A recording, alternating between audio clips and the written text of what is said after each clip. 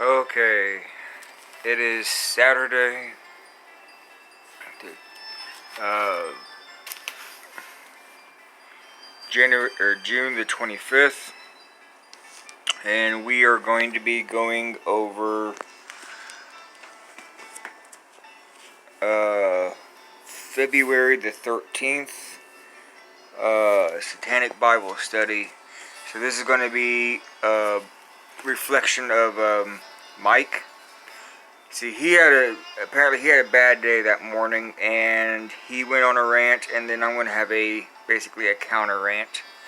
So, let's see here. A guy had missed breakfast that morning, and demanded the kitchen staff to give him food. Guy follows Mike to the office to complain and harass. Mike felt threatened and grabbed a baseball bat. I don't really blame him. And let's see here. Claims he should have calmed down in the moment. Claims that I was being a smart aleck. I said Holy Book of Fables, but he said Bible is his source of strength. He was mad that he didn't do what the book said. So this is where previously, I guess somebody had left him. One of the kids that go through there had left a Mike had left a bat there, and they put it away in his office for safekeeping, and they forgot about it. So yeah, and Mike's an older guy, and so he probably forgot to tell the people, and the people that worked there were kind of grouchy anyway. So like one cup of coffee per person. Like they're just, not everybody's that way, but there's a few people in the morning. So a number of things could have went wrong, and that guy was not having it, and he was basically trying to bully Mike into it. And Mike's old and he's got pain issues with his body and stuff, or that's what he tells us. So yeah, I don't blame him for feeling threatened and stuff.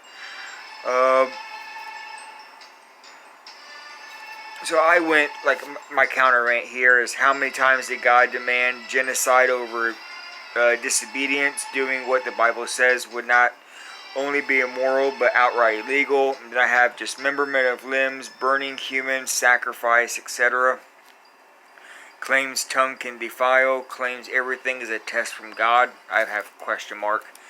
So, okay, to go over quickly,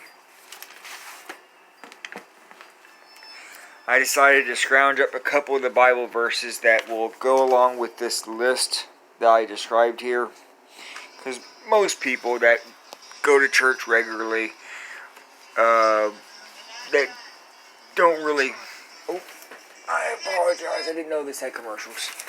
I have music in the background to help me relax a little bit. So the first one has to do with being sexist. This will be Leviticus 12:4 through 5. Okay. And this one specifically talks about how, you can pause and read it yourself, but essentially the only difference between a woman being unclean after birth being that if it was a boy, then she's not, she's to have 30 days. But if she happens to give birth to a female, a maid child, then she's unclean for 60, which is 60 days and 6 days. You can look it up yourself on that, but 30 is 60 days. So, yeah. And that's just being sexist. Like, I mean, what does a female baby have anything to do with being less clean? Let's go to, what was the next one? Because I got a list here. Give me a second. So the next one has to do with burning. Okay. So again, you can pause this and read the whole thing yourself if you really want to. So this is Leviticus 21:9. And the daughter of any priest, if she profane herself by playing, quote, the whore, she profaneth her father, and she shall be burnt with fire. So, yeah, and if you question whether or not this is, quote, the Lord said unto Moses. So this is directly from, quote, the God that inspired this book, is saying to burn if she sleeps around. That seems a little extreme, don't you think? And this is the God that's of love. Okay, let's see here.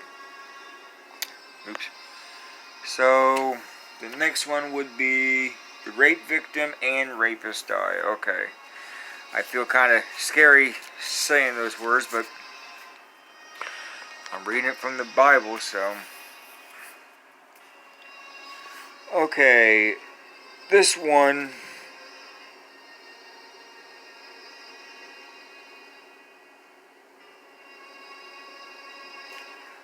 Make sure I'm reading the right one. Oh, yeah, okay. So, if a damsel that is a virgin be betrothed unto her husband, and a man find her in the city and lie with her, then ye shall bring them both out to stone them with stones, that they die. That the damsel, because she cried not, being in the city, and the man, because he hath humbled in the neighbor's wife. So thou shalt put away the evil among you. So that's a real, forget the loving part, just a God-like logic. Wouldn't a all-knowing God know that there are so many different ways that a woman could be silenced so that she cannot cry out? So then kill them both? That doesn't sound like logic to me. Sorry, my phone's not wanting to focus. There you go. Now you can read it for yourself. And then I have one more, and then we'll finish this up.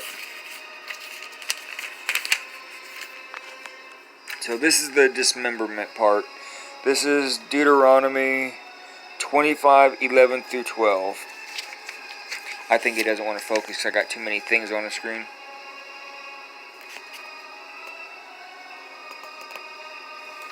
Come on. There we go. So when men strive together one with another, and the wife of one draweth near to deliver her husband out of the hand that smite him, and put forth her hand, and taketh him by, quote, the secrets. I think we can guess what that is. Then thou shalt cut off her hand, and thine eye shall not pity her.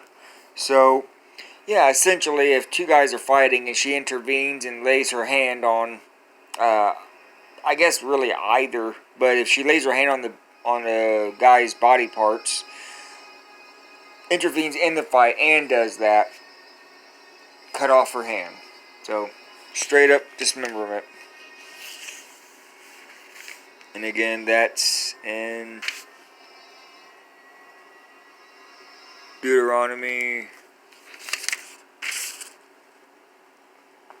25.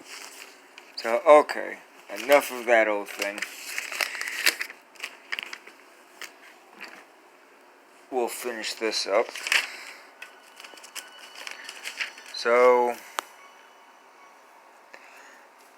claims the Bible isn't just a book.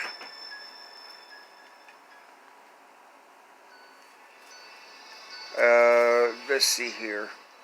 But it's a love letter. Claims that the book teaches love, patience, and compassion. I think we just seen how much compassion it shows. How many times has God killed people over the most minute things? This is truly indoctrination. Claims we should be, quote, like Christ. Wants people to give a chance for the Bible to be true. So that doesn't make sense. That's another way of saying, and he's told me this, and he said this other times, to be open-minded, which is really a one-way deal. They don't want to be open-minded toward anything, just you. Okay. So then this is my counter. I'd rather burn than to kiss a holy dictator's ass forever. Talks about hell again, Pascal's wager.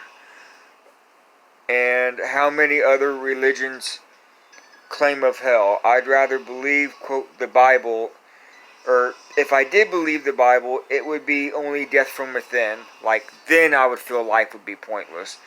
Why would I want to worship a God who commands love and threatens you with hell if you don't? So that's all I had wrote on here. Next time we will cover Talks with Mike.